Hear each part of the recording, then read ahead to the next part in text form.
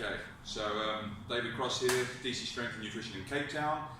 This week is my deload week, and I hate deload week. I hate not training at full intensity, but my body enjoys it and needs it. I've had a lot of questions via people sliding into my DMs this week, asking about deload week and why I do it. They don't have it. First of all, not everybody will need deload week. Or a back off week, doesn't necessarily need to be a deload week, but a back off week. If you only train 2 to 3 times per week, then you probably don't need it because you've got 4 other days of complete recovery. If you're not actually following a decent program that's got structure with it, then that likely means your consistency to progressively overloading your plan isn't there either, and maybe even your consistency to get into the gym. But for the likes of my clients, and I know a lot of the coaches around SA who do, follow plans with their clients, then deload weeks are often a common occurrence. So with the deload week, I've got a couple of things to take into consideration. So first of all, I'm planning like this. So this is my first cycle, cycle 1. And in the graph here, not very accurate in terms of numbers and stats, but gives you a good illustration purpose. The V is for volume, F for fatigue, D for DOMS or delayed onset muscle soreness, and then the red line equals recovery. Now typically in week 1, the volume is moderate to easy, okay?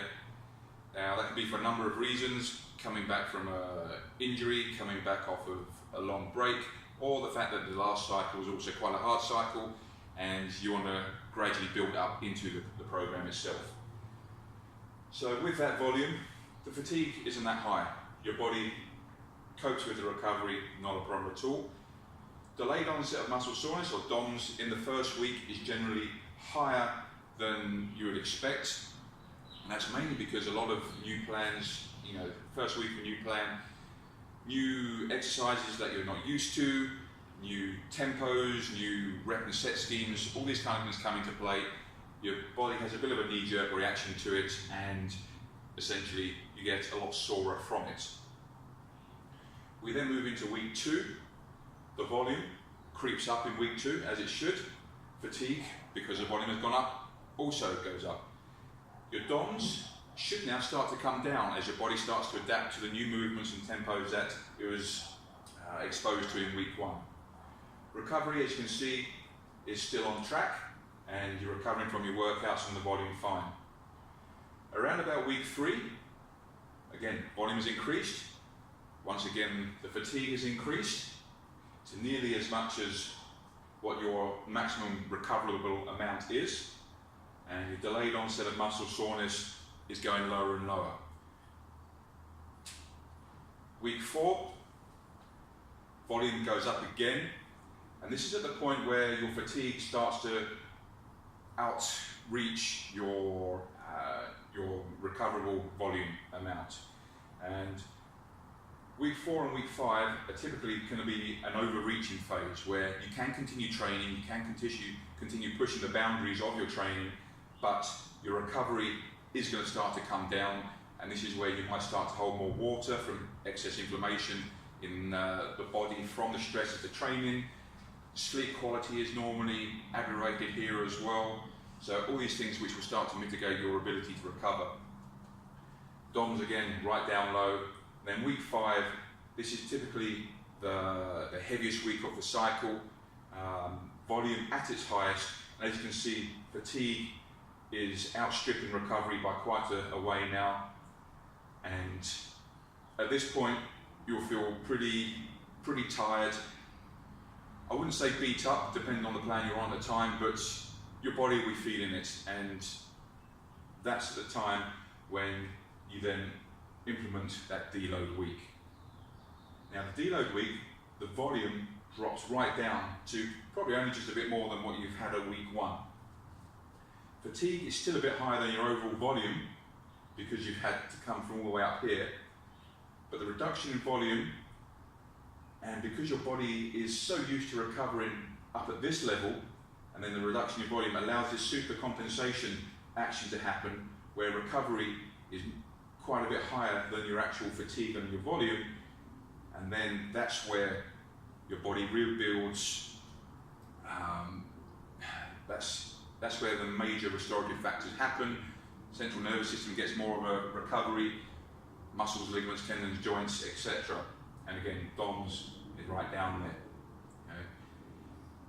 From there, because you've now got that extra bit of recovery, you should be able to start your week 1 of cycle 2 at about, maybe even a bit more, where you started at week 2 in the first cycle. And the same kind of volume applies, and then your week 3 would be your week 2 here. Week 4 would be your week 3, week 5 would be your week 4, and then week 5 on this plan, which would have been deload here, is now here. This is where your last phase of overreaching happens in the second cycle, and this is where your new gains are made. And then again, you'll drop down into deload, and this is where the recovery of supercompensation would kick in once again, for you to then repeat cycle 3, and again, cycle 3, you would follow the same kind of pattern here. Okay. Why would you want to do a deload week and not just drop straight into a lower volume phase here? You want to take advantage of this recovery phase here, rather than trying to go into extra hypertrophy or extra intensity on this phase. That extra week makes all the difference in recovering and enabling you to set up to be able to start your next cycle further than you started this cycle. You might get away with it on a couple of cycles by skipping that, but in the most part, if this is programmed right, then this is the best way to move forwards. Okay, I think that covers everything there. Any questions on that, let me know. I hope it's all fairly self-explanatory looking at that. But yeah, any questions, give me a shout.